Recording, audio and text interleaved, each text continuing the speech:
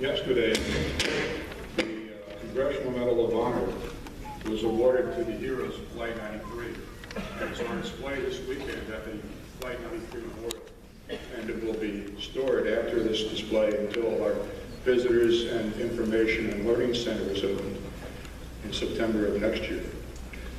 Also today, Speaker Hassert, who was the Speaker of the House on September 11, 2001, presented the flag that was flying over the Capitol to the Flight 93 Memorial, and we will act as custodian for a few years.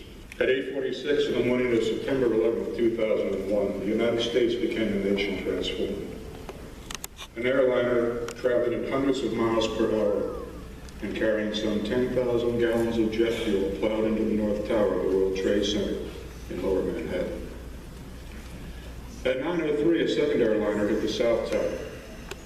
Fire and smoke billowed upward. Steel, glass, ash, and bodies fell below. The Twin Towers, where up to 50,000 people worked each day, both collapsed less than 90 minutes later. At 9:37 that same morning, the third airliner slammed into the western face of the Pentagon. At 10:03, a fourth airliner crashed in a field in southern Pennsylvania. It had been aimed at the United States Capitol or the White House and was forced down by heroic passengers armed with the knowledge that America was under attack. More than 2,600 people died at the World Trade Center. 125 died at the Pentagon. 256 died on the four planes. The death toll surpassed that at Pearl Harbor in December 1941. Later in the body of the report, the Commission says, "We are sure that the nation owes a debt to the passengers of the United 93. Their actions saved the lives of countless others and may have saved either the Capitol or the White House from destruction." Since the report was written, two things have changed.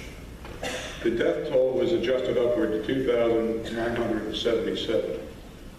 And as a result of interviewing several Al-Qaeda leaders, it has been determined almost beyond a doubt that the Capitol building was in fact the target of that plane. I'm sorry, I'm having difficulty. I didn't think I'd do this. Both houses of Congress were in session. There were over 5,000 people in the building. 5,000 people. Al-Qaeda terrorists murdered 3,000 people that day. We lost over 400 responders in New York. If you're our first responder, thank you. If you know a first responder, give them a hug, because no matter when you need them, they're there. For 2 hours, 2 days, or 2 weeks. But Al-Qaeda killed without regard to race, religion, ethnicity, nationality. 40 of those who died, in my mind, were not murdered, but died fighting for what they believed in. They are called the heroes of Flight 93. Let's take a look at what they did, and I'm sorry you folks in the band won't see this.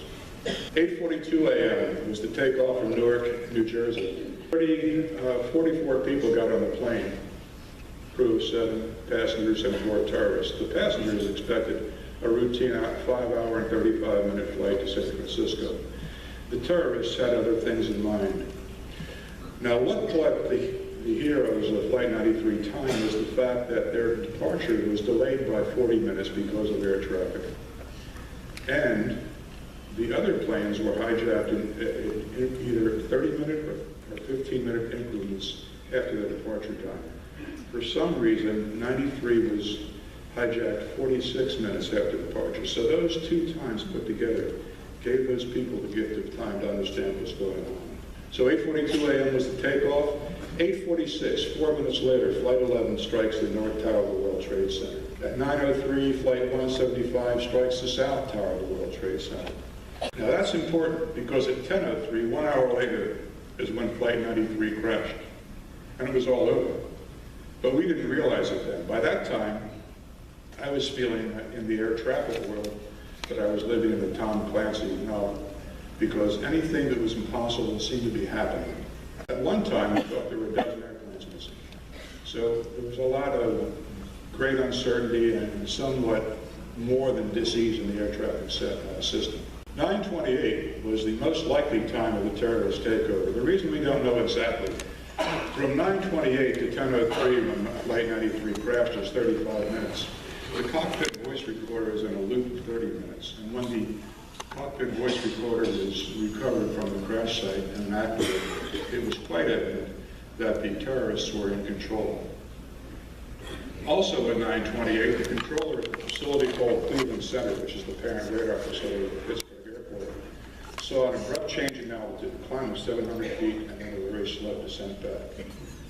A few minutes later, he heard what we called spurious transmissions. It was Zihad Jarrah, the terrorist flying in the airplane, thinking he was talking to the people in the back, but really transmitting to the aircraft on a frequency saying, "We have our demands, we're going back to the airport, and we have a bomb.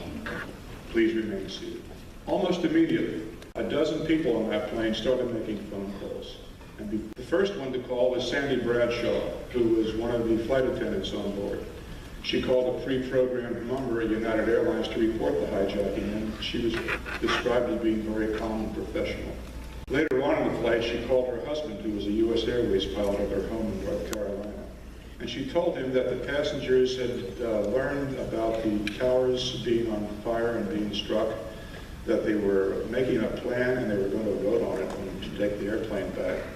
And she was filling pitchers with boiling water to throw on the terrorists. So they were well underway.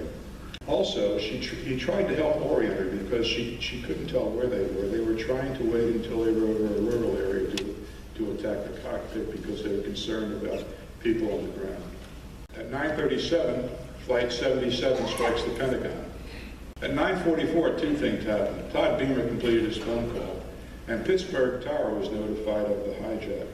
We saw it then on our radar scopes. But Todd Beamer, as you recall, was talking to a Verizon operator, and he'd been trying to get into call to his family.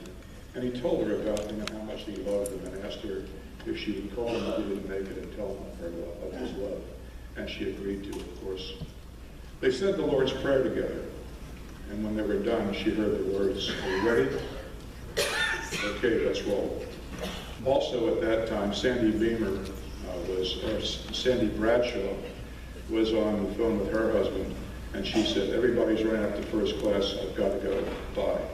And then Pittsburgh Tower was notified of this hijacked airplane. We didn't know the call sign, just it was a 757 with a suspected bomb on board. At 9:57 was when the passengers and crew began their revolt against the terrorists. At 9:59, the South Tower of the World Trade Center collapsed. Now you may recall that the North Tower was hit first. But the South Tower, if you look at the video, the replay of the video, the aircraft turning into the tower, I swear that they advanced in the cockpit the throttles to what's called a full stop for maximum impact. And the building was, of course, struck lower than the North Tower. So I believe the injury to the South Tower was greater, and of course the weight-bearing load that had to bear was more than the North Tower. At 10:03 a.m., Flight 93 crashed, inverted, at a 40-degree angle, and a speed of 563 miles an hour. These are the heroes of Flight 93. Like on most commercial flights, they were strangers to each other unless they were traveling together. The pilot and co-pilot and the first officer met each other for the first time that morning. The 5 flight attendants, at the very best, were casual acquaintances. So let me introduce you to some folks. Sandy Bradshaw, Todd Beamer, and I did not speak about Thomas Burnett, but he also made 4 calls to his wife. And as they were talking, he told her about the plans they were making, that they were going to vote on it, and that they had to take the airplane back because there was no one there to help them. There was a wine expert from Germany on board, a lawyer from New Zealand, and a Japanese college student who had spent 2 weeks touring the United States to see the beauty of the country, see the sights, and to immerse himself in the English language. He was planning to go home and complete his undergraduate work at school and then return to the United States for graduate work in engineering. He was an avid soccer and American football player and was crazy about the Pittsburgh Steelers, which in my view is not a bad thing. The youngest person on board was 20 and the oldest was 79. Her family described her as a feisty woman. Under an attempted attack when they were trying to steal her purse, she whacked the thief over the head with an umbrella and said, "I know what you're up to." And she kept the bag. There was a married couple on board. She graduated from Manheim Township High School in Lancaster County. There was a woman who was 3 months pregnant with her first child. There was a pilot, private pilot, and an air traffic controller on board who was retired from the Air National Guard. The pilot flew since he was 15 and had his own single-engine airplane. Now that may not impress you, but he was also rated to fly Queen Air, which is a multi-engine turboprop and considered a complex aircraft. So he had a very good idea of how larger airplanes handled. So had he and the controller gotten in the cockpit, the controller receiving instructions from other pilots of the 757 around in the air. Are we okay?